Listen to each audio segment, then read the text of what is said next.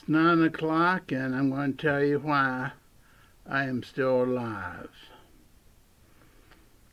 This is a true story. I was born premature, and my father had Rh positive blood. My mother had Rh negative blood, and I was the second child. At that time, 1949, if one parent was negative blood and the other was positive blood, you didn't live if you were the second child. You do now because they have medication. But back then, I was doomed to die, except I had a good doctor that kept me in the hospital day after day, week after week, maybe even a month, probably a month. And the day, I kept getting worse. And my mother would call the doctor every day, and there's no improvement. She might go to the hospital. Didn't open my eyes, didn't talk, nothing. Well, it got to the point where it was the last day that they expected me to live. This was at St. Elizabeth Hospital in Louisville. We have one here in Madison, Indiana now that's by the same name, and part of it merged with King's Daughters Hospital. But that doesn't have anything to do with back then in 1949. I just wanted to mention the hospital. Dr. Ogden was my doctor. Many of the people, when I've told them this, said they had Dr. Ogden when they were a child, and he was wonderful. Well, Dr. Ogden would come in on Sundays if I was sick. He'd come into the office. He'd say, "Please meet me in the office in a half an hour to an hour." And I would faint. I would faint in church. The reason I would faint in church was I delivered papers. That means I was over 14. That's when I got my paper route. Maybe 15. I fainted twice in church, but it was because I didn't need anything before going out and delivering all the papers. And without food in my system, the blood level fell down to where I just passed out. I knew I could feel it. I'd be on the bench, and it'd be during the invitation, just as I am, without one plea.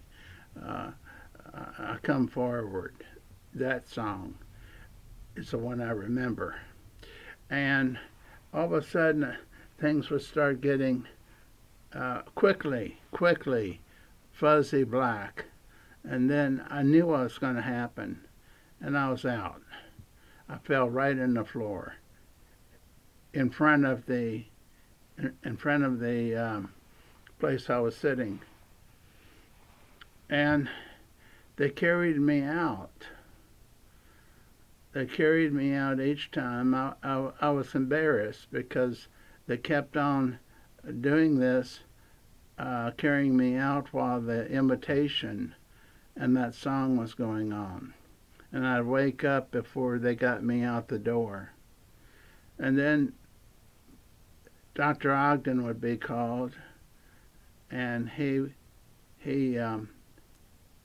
met, and the whole thing was, my mother was afraid it was epilepsy, but it was low blood sugar. To carry, the recommendation was carry hard candy like cinnamon, butterscotch, with me at all times and to take it when I felt a little bit um, that way, where I felt like I was getting ready to faint. Well, I didn't keep that up, but I did try to eat before I went to church, or I gotta tell you something funny. I knew we were going to go to church when my dad was up there polishing his shoes and my shoes. Um, uh, I thought, oh, we're going to go to church today. You know how kids are, don't you?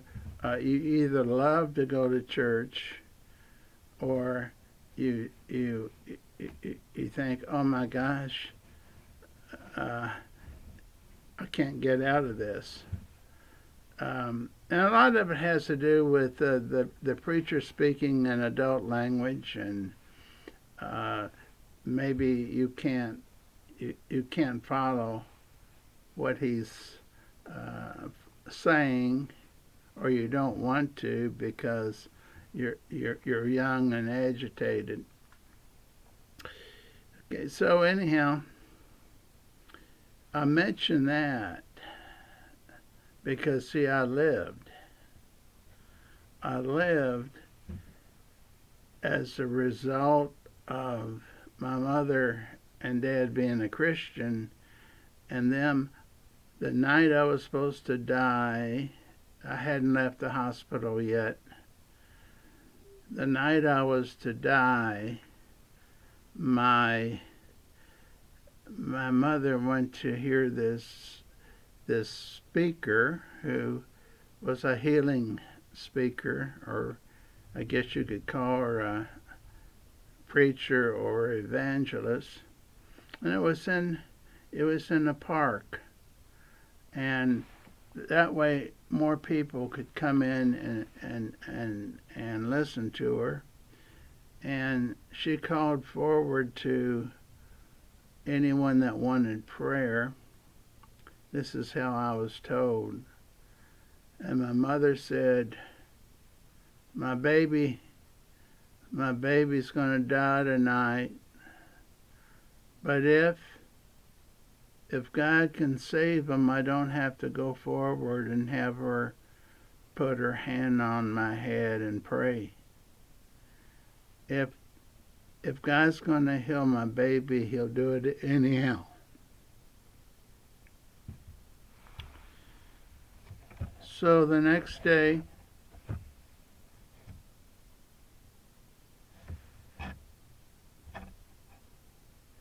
the phone didn't ring at my mother's house, and she thought the worst.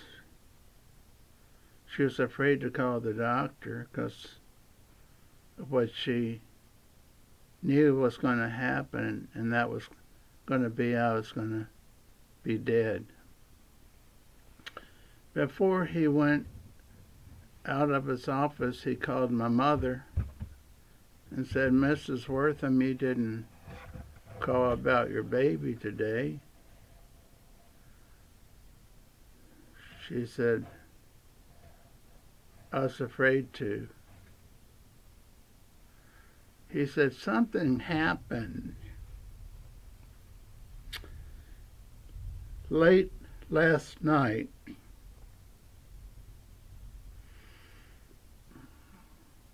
And everything that was wrong was corrected. The blood wasn't an issue anymore. They had to keep putting new blood in me every day or two because I had negative and positive, and they were doing transfusions almost every day.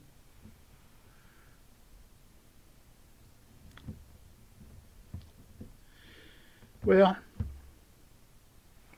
he said, you want to know about your baby? Is he dead? My mother says. He says, no, something happened at midnight. And everything changed. he wasn't at risk anymore, and his eyes opened, and he was acting just like he was supposed to. Movement. He said he had changed so much. We were shocked, and I almost called to release him to take home today. But we're going to observe him tomorrow. And if he's still the same, you can come and get him tomorrow. The power was there.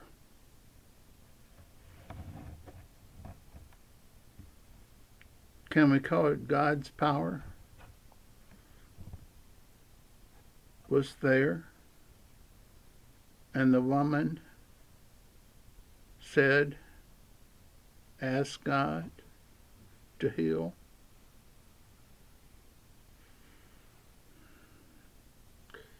Well, that's the end of that story. And I wish it was more dynamic, because I don't remember anything except a few Christmases, and I got a chemistry set in high school. I got a bicycle for Christmas. Robbie the robot. I got that one Christmas.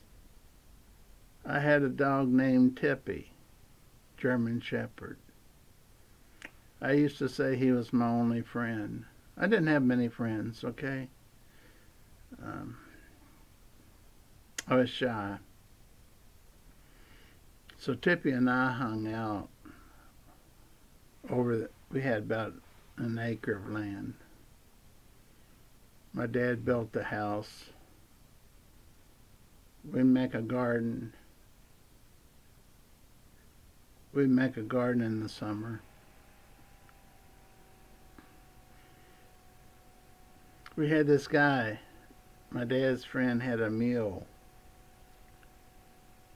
Hooked that mule up to whatever you plow with, and then we would plant. After that was over, we'd plant seeds. I remember it like it was yesterday. That's all I remember about my childhood. Now, I can tell you another part of the childhood. In the first grade, I only had one friend. And he was a friend because he offered me a vanilla wafer. Is that what they're called? The round? But it wasn't a wafer, it was a cookie. He shared his cookies with me. Second grade, I sort of fell in love with a girl named Nancy. And, at that age, that didn't go very far. Sitting next to her at times when I could. Third grade, the same. Fourth grade, fifth grade, sixth grade, don't have any. I had a few friends. Yeah, I had friends. Other boys that were students. Maybe 5 total during the whole elementary school. And then I won't go into high school because I was still backward and shy, and I think I remember dating 2 or 3 girls there. I went to Catholic schools that opened their doors to all high school students. That's where I met girls to date. And it worked out good for me because I had no history with them. They didn't know me as a shy boy. We went out on dates.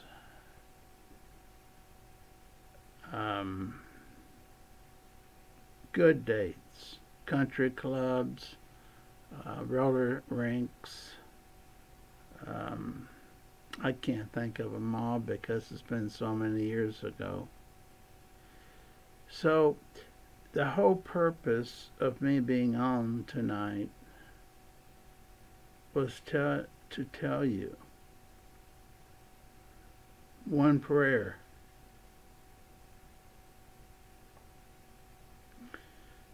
Is why you're listening to me. One prayer by my mother the night I was supposed to die.